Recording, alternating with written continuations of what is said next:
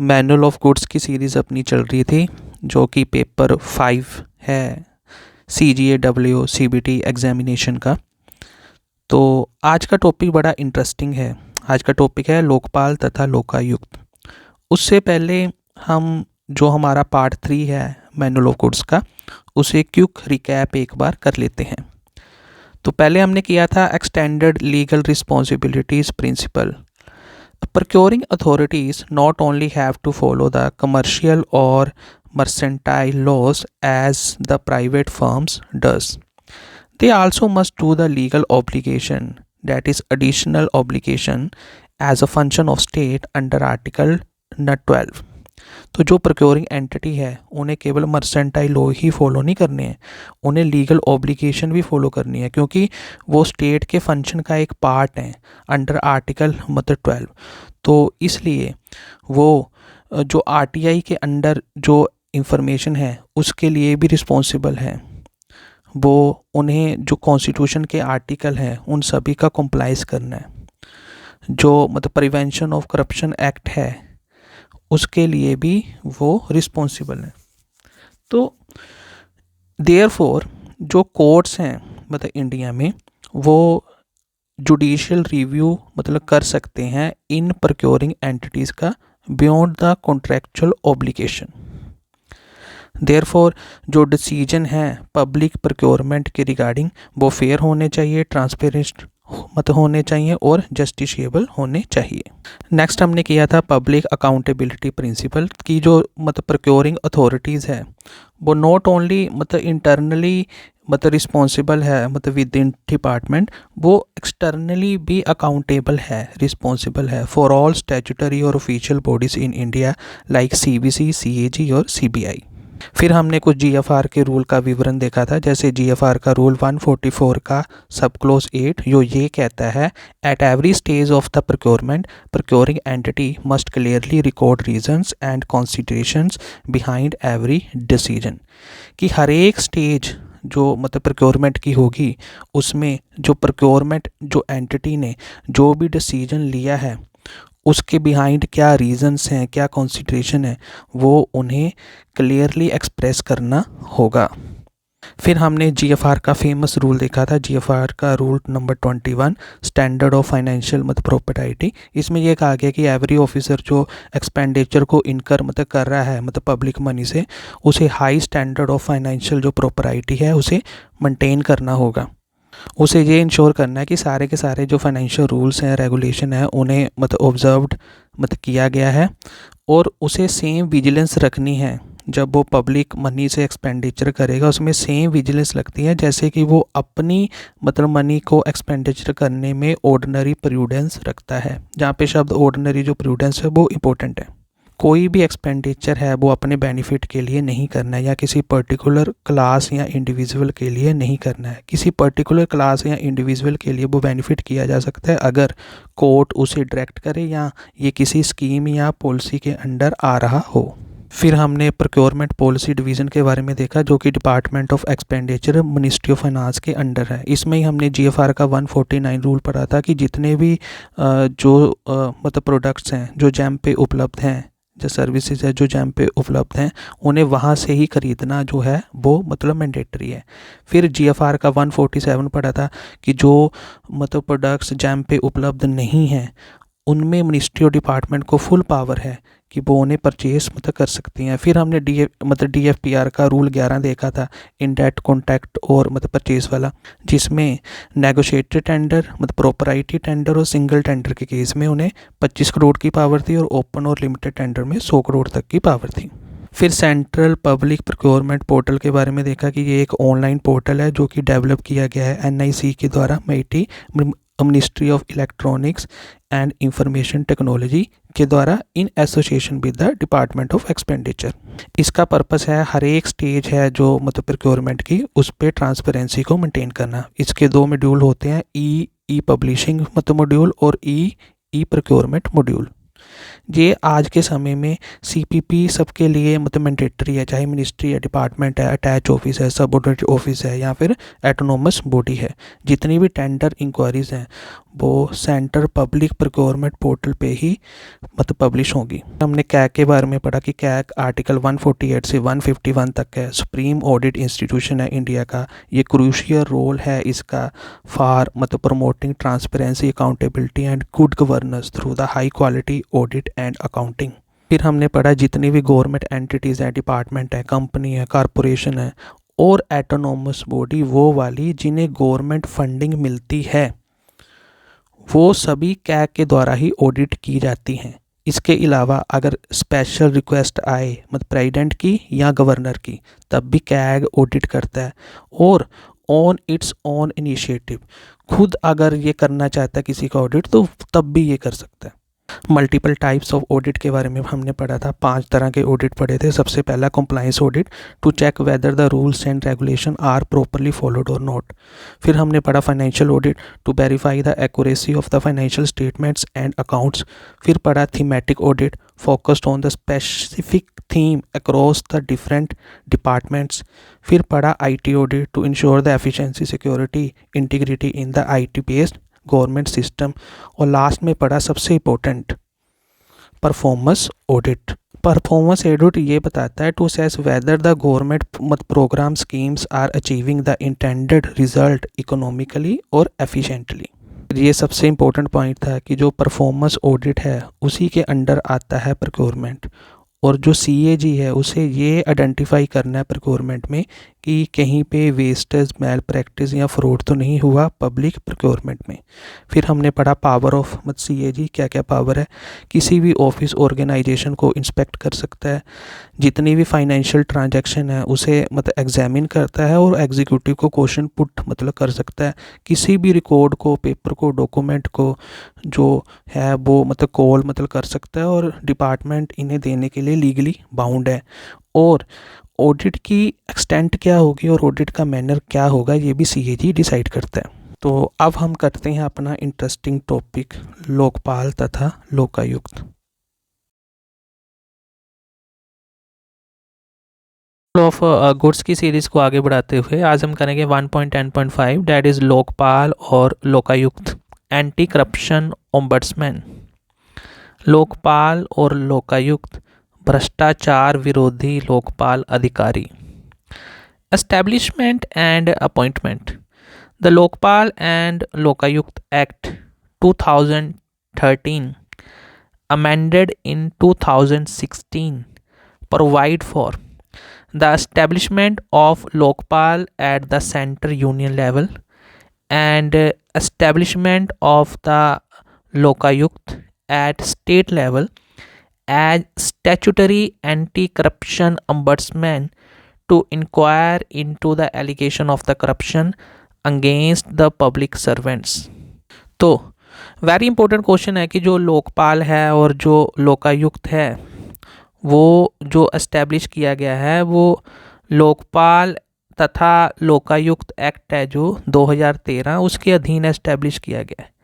ये एक्ट 2016 में अभी अभी अमेंड हुआ है। सेंटर के लेवल पे बात करें, यूनियन लेवल पे, तो लोकपाल का गठन किया गया है।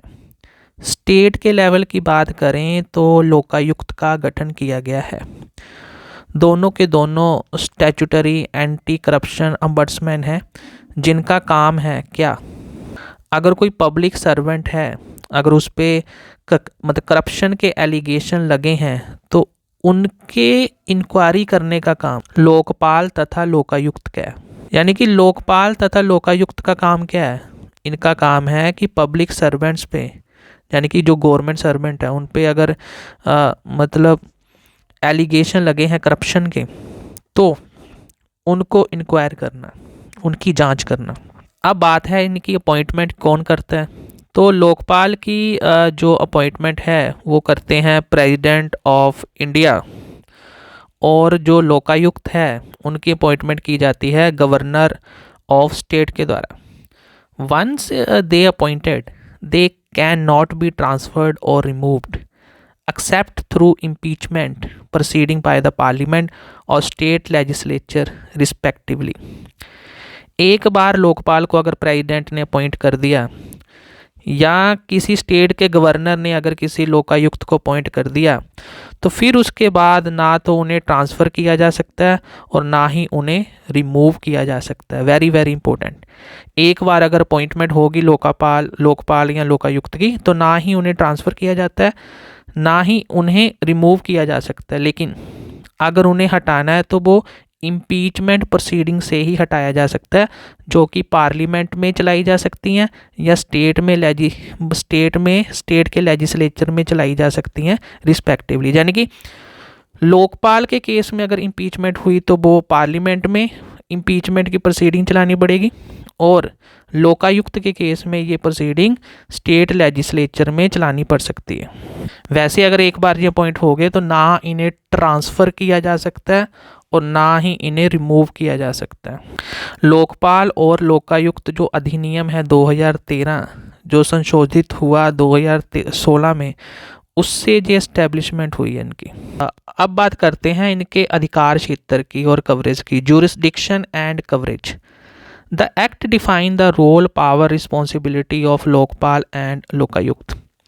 It covered the broad range of individual, including union minister, current and former prime minister, member of the parliament, all category of government employee A, B, C, D as per the Prevention of Corruption Act 1988. Additionally, NGO non-government organization that receive foreign donations exceeding 10 lakh per year under the Foreign Contribution Regulation Act FCRA also come the Lokpal under the Lokpal jurisdiction. Lokpal also has the power to sanction prosecution against public servant involved in the corruption. तो अब बात करते हैं कि लोकपाल और जो लोकायुक्त है उनका अधिकार क्षेत्र क्या है। तो मैंने पीछे कहा था कि जितने भी गवर्नमेंट सर्वेंट हैं वो उन पे इनकी जुरिडिक्शन होती है।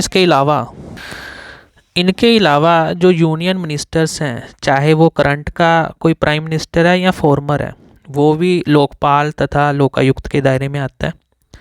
मेंबर ऑफ पार्लियामेंट सारे लोकपाल या लोकायुक्त के दायरे में आते हैं। जितने भी गवर्नमेंट एम्प्लॉई हैं ABCD सारे लोकपाल तथा लोकायुक्त के अधिकार क्षेत्र में आते हैं। इसके अलावा नॉन गवर्नमेंट ऑर्गेनाइजेशन जो फॉरेन डोनेशन लेते हैं, अगर ये फॉरेन डोनेशन 10 लाख से ज़्यादा हुई अंडर FCRA एक्ट तो वो भी जो फॉरेन इंस्टीट्यूशन हैं जो NGO हैं वो लोकपाल की जुरिडिक्शन में आते हैं। यानी कि वो वाले NGO जिन्हें फॉरेन कंट्रीब्यूशन जो है वो 10 लाख पर ईयर, एक साल में 10 लाख से अगर ज़्यादा कंट्रीब्यूशन आती है तो वो जो NGO या नॉन गवर्नमेंट ऑर्गेनाइजेशन हैं वो लोकपाल के दायरे में आते हैं। वेरी वेरी इंपॉर्टेंट क्वेश्चन है कि कौन सा क्या NGO लोकपाल के दायरे में आते हैं। तो इसका आंसर है विद कंडीशन आते हैं। अगर वो 10 लाख की कंट्रीब्यूशन आ रही तो फिर नहीं आते। अगर 10 लाख से ज़्यादा कंट्रीब्यूशन उन्हें फॉरेन से आ रही है FCRA एक्ट के अंडर तो फिर वो लोकपाल के दायरे में आते हैं। अब बात करते हैं एक्सेप्शंस एंड कॉन्फिडेंशियलिटी की। Certain sensitive matter are excluded from the Lokpal jurisdiction such as matter related to the international relations, external और internal security, public order, atomic energy and space. तो कुछ जो सेंसिटिव मैटर हैं वो लोकपाल की जुरिडिक्शन से exclude किए गए हैं, जैसे इंटरनेशनल रिलेशन का मैटर है, एक्सटर्नल और इंटरनल सिक्योरिटी का मामला है, या कोई पब्लिक ऑर्डर का मामला है, एटॉमिक एनर्जी या स्पेस का मामला है। However to start an inquiry into such cases at least 2/3 of the Lokpal members must improve. तो वैसे तो इनकी जुरिडिक्शन से ये परे हैं, लेकिन अगर वो इन केसों में इंक्वायरी स्टार्ट करना चाहते हैं तो उस केस में उन्हें 2/3 मेजॉरिटी चाहिए लोकपाल मेंबर्स की, कि 2/3 जो लोकपाल मेंबर हैं वो इन्हें अप्रूव करना चाहिए। वैसे हम आगे पढ़ेंगे कि लोकपाल जो मेंबर की टोटल संख्या 9 होती है, जिसमें से एक चेयरमैन और 8 उसके आगे सबऑर्डिनेट होते हैं, तो टोटल 9 मेंबर होते हैं। तो उसका 2/3 क्या हुआ, 6 मेंबर। तो 6 मेंबर की अप्रूवल होनी चाहिए, तभी इन केस में इंक्वायरी स्टार्ट हो सकती है, ऐसे इंक्वायरी स्टार्ट हो ही नहीं सकती। This act also emphasises confidentiality. If a complaint is found baseless, the Lokpal ensure that record of the inquiry remain undisclosed to be public or any party involved. तो इसमें गोपनीयता का सिद्धांत भी है।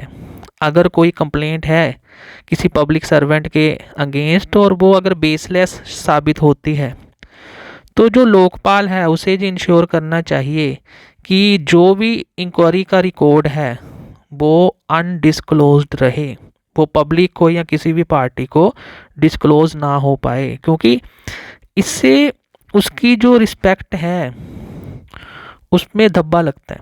तो इसलिए कहा गया है कि अगर कोई बेसलेस एलिगेशन थे जो प्रूव नहीं हो पाए, तो उसकी जो इंक्वायरी का रिकॉर्ड है वो हमेशा अनडिस्क्लोज रखना, और ये जिम्मेवारी लोकपाल की है। For example, if a complaint against the senior defense officer is dismissed as unfounded, Lokpal cannot publicly release the details of that inquiry. फिर आगे वेरी इंपॉर्टेंट है डेक्लेरेशन ऑफ एसेट्स, संपत्ति की घोषणा।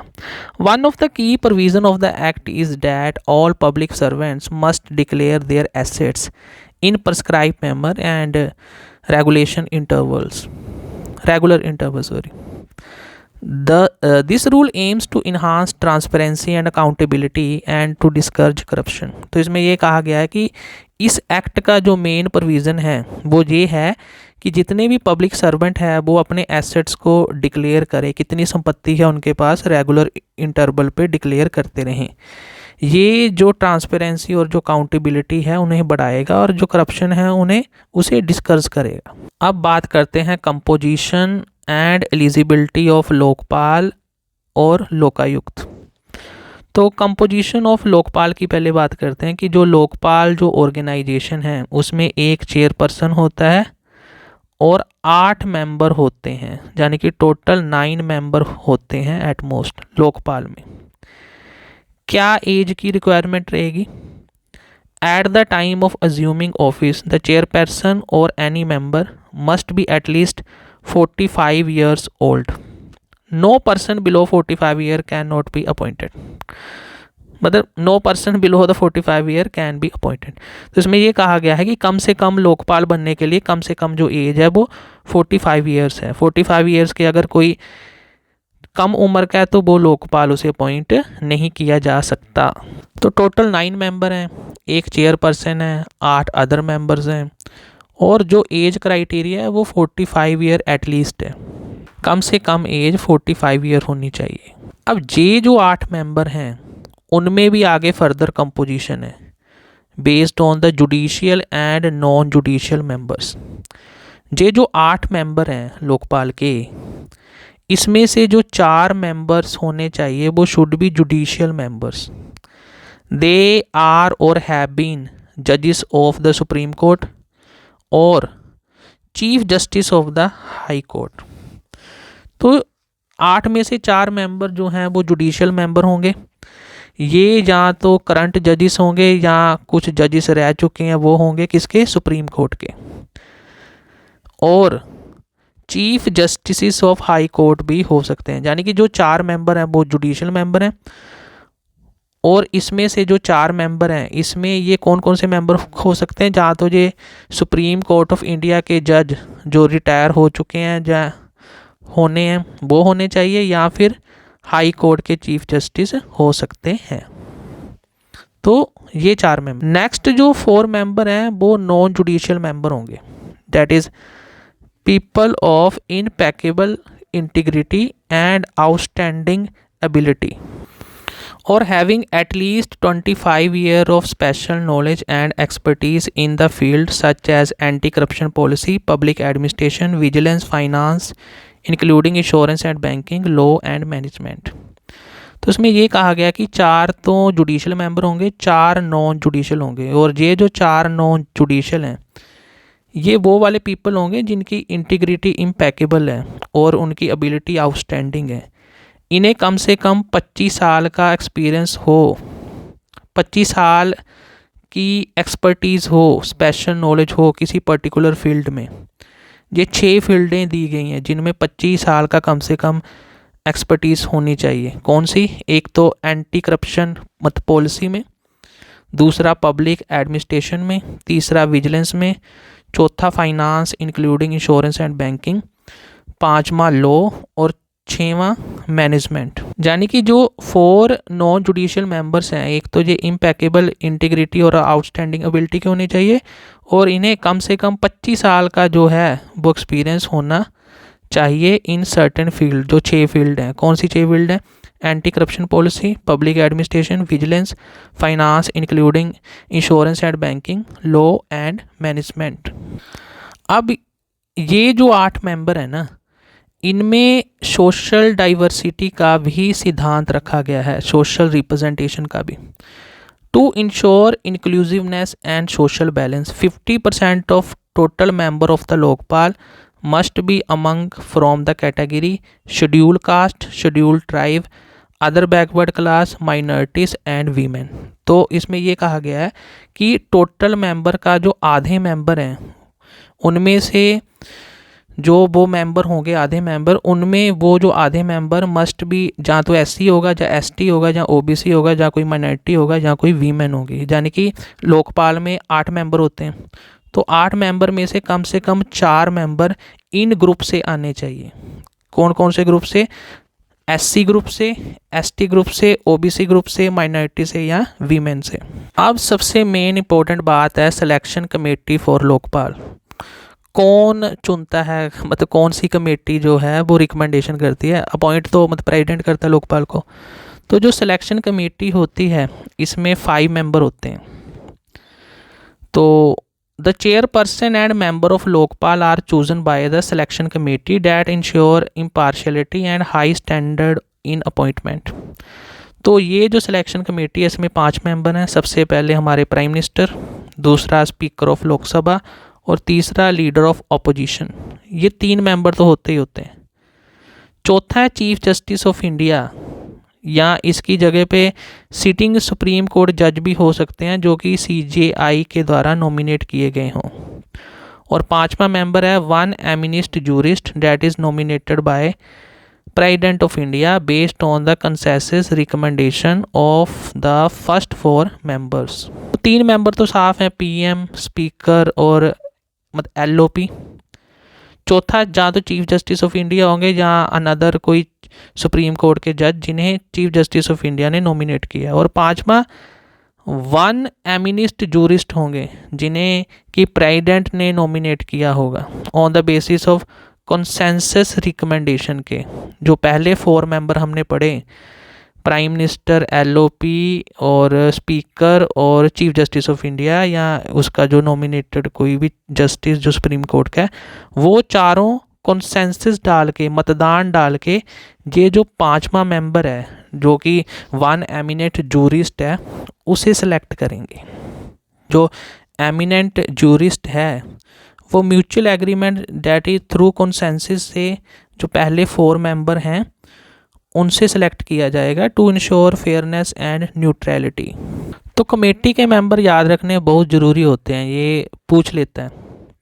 जैसे कि हमने आरटीआई के केस में भी पढ़ा था, जो सेंट्रल इंफॉर्मेशन कमीशन है उसमें 3 मेंबर होते थे। वहाँ पे प्राइम मिनिस्टर होते थे, एलओपी होते थे, और जो यूनियन कैबिनेट मिनिस्टर है जो प्राइम मिनिस्टर के द्वारा नॉमिनेट किया गया वो होता था। आरटीआई की बात हम कर रहे हैं जस्ट फॉर मतलब रिवीजन के लिए कि आरटीआई में जो सीआईसी था उसमें 3 मेंबर थे, prime minister, leader of opposition और वन कैबिनेट मिनिस्टर जो नॉमिनेट किया गया प्राइम मिनिस्टर के द्वारा। ऐसे ही हमने अपॉइंटमेंट कैबिनेट कमेटी के बारे में भी पढ़ा था जो कि अपॉइंटमेंट करती है लेवल 14 या इससे अबव जो गवर्नमेंट सर्वेंट, यानी जॉइंट सेक्रेटरी और इससे अबव का अगर अपॉइंटमेंट करना हो तो वो अपॉइंटमेंट कैबिनेट कमेटी के द्वारा किया जाता है। और इसके 2 ही मेंबर होते हैं, प्राइम मिनिस्टर और होम मिनिस्टर ऑफ इंडिया, तो ये भी हमने पढ़ा था। तो इस प्रकार कमेटी के मेंबर याद रखना बहुत ज़रूरी है। इसमें हमने लोकपाल के केस में 5 मेंबर पढ़ लिए, पहला प्राइम मिनिस्टर, दूसरा LOP, तीसरा स्पीकर, चौथा सुप्रीम कोर्ट का जज, चीफ जस्टिस ऑफ इंडिया या कोई सुप्रीम कोर्ट का ही जज जो उसने नॉमिनेट किया, और 5वां जो एमिनेंट जूरिस्ट हैं वो ऊपर के जो चारों हैं वो मिल के नॉमिनेट करते हैं इन्हें कंसेंसस डाल के। अब हम बात करते हैं लोकपाल रिलेशन विद CBI की। लोकपाल का रिलेशन कैसा है CBI के साथ। लोकपाल में refer complaint for investigation to CBI। Lokpal अगर चाहे तो वो कंप्लेंट को इन्वेस्टिगेशन के लिए CBI को सौंप सकता है। It means that Lokpal does not directly investigate all cases, it can assign cases to CBI। इसका मतलब ये है कि लोकपाल सीधा इन्वेस्टिगेट नहीं कर सकता, वो इन्वेस्टिगेट करने के लिए केस को CBI के पास रेफ़र करता है। इन सच केसेस, इन केसेस में CBI works under Lokpal supervision. इन केसेस में जो CBI है वो लोकपाल की सुपरविज़न में काम करता है। Not under its usual administrative control, this ensure accountability and prevent political interference. तो ये जो बात है वो पॉलिटिकल इंटरफेरेंस जो है उसको प्रिवेंट करती है, क्योंकि जो CBI है वो लोकपाल की सुपरविज़न में काम करती है। A director of prosecution will function under the director CBI with the fixed tenure of the 2 year. This guarantee the independence in the legal decision making. तो एक मतलब डायरेक्टरेट जो प्रोसिक्यूशन का है, जो कि मुकदमा चलाता है, वो डायरेक्टर CBI के अंदर काम करता है 2 साल के फिक्स टेन्योर में। ये गारंटी करता है मतलब जो लीगल डिसीजन लेना है उसकी आज़ादी में। तो जो डायरेक्टर ऑफ जो प्रोसिक्यूशन है वो CBC सेंट्रल विजिलेंस कमीशन की रिकमेंडेशन पे अपॉइंट किया जाता है। जितनी भी ट्रांसफ़र है CBI ऑफिसर की जो कि लोकपाल के रेफर्ड केस को इन्वेस्टिगेट कर रहे हैं, उन्हें ट्रांसफ़र करने के लिए CBC की अप्रूवल ज़रूरी है, सेंट्रल विजिलेंस कमीशन की अप्रूवल ज़रूरी है। तो ये इंपॉर्टेंट पॉइंटों को फिर से हम रिवाइज़ कर लेते हैं कि CBI जो है लोकपाल की सुपरविज़न में काम करती है उस समय जो केस लोकपाल ने CBI को रेफ़र किए होते हैं। CBI कभी भी डायरेक्टली इन्वेस्टिगेट मतलब लोकपाल कभी भी डायरेक्टली इन्वेस्टिगेट नहीं करता, वो CBI से इन्वेस्टिगेशन करवाता है। एक डायरेक्टरेट ऑफ जो प्रोसिक्यूशन है वो डायरेक्टर CBI के नीचे 2 साल के लिए उसका टेन्योर फिक्स किया जाता है। ये जो डायरेक्टर ऑफ जो प्रोसिक्यूशन है ये अपॉइंट किया जाता है सेंट्रल विजिलेंस कमीशन के द्वारा, CBC के द्वारा। और जितने भी CBI ऑफिसर हैं जो लोकपाल के रेफर्ड केस में इन्वेस्टिगेशन कर रहे हैं उनकी ट्रांसफ़र नहीं की जा सकती। उनकी transfer only and only recommendation of central vigilance commission की अगर रिकमेंडेशन हुई तो उसी केस में की जा सकती है, यानी कि CBC की जो रिकमेंडेशन है वो ज़रूरी है।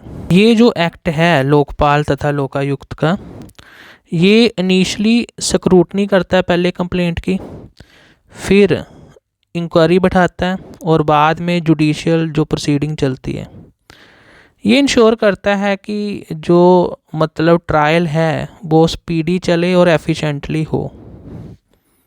It also provide the attachment and confiscation of the property acquired through corrupt means, even while prosecution is pending.